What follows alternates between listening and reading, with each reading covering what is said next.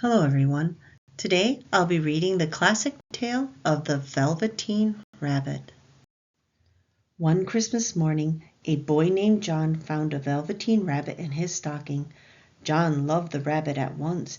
He hugged him close, rubbed his brown and white fur, and felt his cuddly softness. Then John set the rabbit on his toy shelf. The Velveteen Rabbit was surprised at all the company he had in the nursery. There were a wooden lion on wheels, a troop of metal toy soldiers, mechanical boats, a family of clowns, and a large, worn rocking horse. But he was still lonely because the other toys paid him no attention. Only the rocking horse was kind to the Velveteen Rabbit. He talked to him gently every day and seemed to be very wise. "You seem so real," the rabbit told the horse one day. "John loves you so much. He hugs you and rides you and seems so happy." "I am very nearly real," the horse said carefully. "You can be real too, if John loves you enough. When he has loved you so much that patches of your fur are worn off and you have become faded and shabby, then you may be real too." The Velveteen Rabbit didn't like the idea of being shabby, but he did want to be real. John seemed to have forgotten the Velveteen Rabbit, but every day he rode the horse. He hugged and petted and loved him until the horse was real and jumped out of the nursery window. One night John was restless and couldn't go to sleep. He kept begging his mother for one more story. Finally she picked up the Velveteen Rabbit from the shelf and said, "Here, take your toy. He will help you sleep." John hugged the soft rabbit close and fell asleep. After that, the Velveteen Rabbit always slept in the warm bed with John, and he was no longer lonely. Sometimes John squeezed him so tightly the rabbit could hardly breathe. John talked to him and made him tunnels under the covers, like burrows that real rabbits lived in. The Velveteen Rabbit liked that and wondered if he would ever become real. Time passed, and the rabbit did not notice how his beautiful velveteen fur had become worn in spots. His tail was loose, and all the pink was worn off his nose where John had kissed him. Spring came, then summer. John took the rabbit outside to play in the grass and the sandbox. The sand made the rabbit's fur more drab and shabby than ever. Once the boy forgot and left the Velveteen Rabbit under the zinnia roll in the garden. His father had to search the garden with his flashlight until he found the rabbit, because John couldn't go to sleep without him. My," said his father, "such fuss over a toy." John clasped the worn rabbit tightly. "He isn't a toy," he said. "He's real." The Velveteen Rabbit heard this, and he snuggled close to John with joy in his heart. One morning John was feeling ill.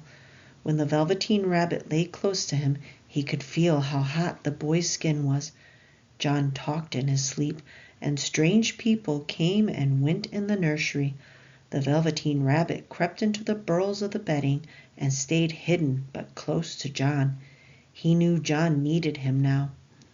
It was a long, sad time.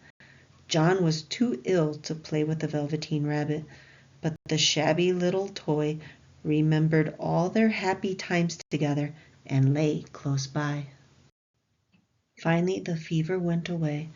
John sat up in bed and cuddled the Velveteen Rabbit once again.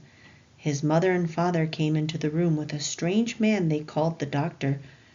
"He can get up now," said the doctor, "and you should clean and spray the room for germs." The doctor saw the Velveteen Rabbit by the pillow. "And get rid of that stuffed animal," he ordered. "It's a mass of germs. Get John a new one." The Velveteen Rabbit could not believe what he heard. He was real. The boy had said so. But still, it happened.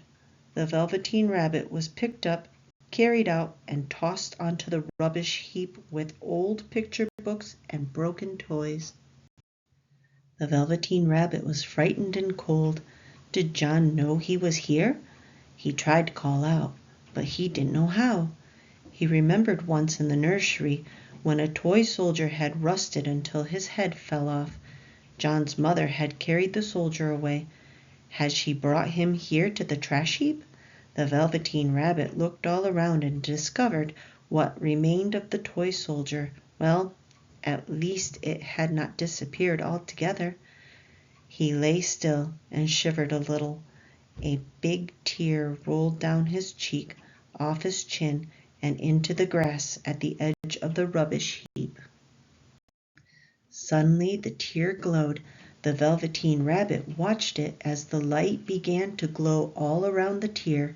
Then a lovely fairy stood in the center of the light. "Little Rabbit," she said, "I am the nursery fairy. I have come to make you real." "But I already am real," whispered the rabbit. "You were real to John because he loved you so much," said the fairy.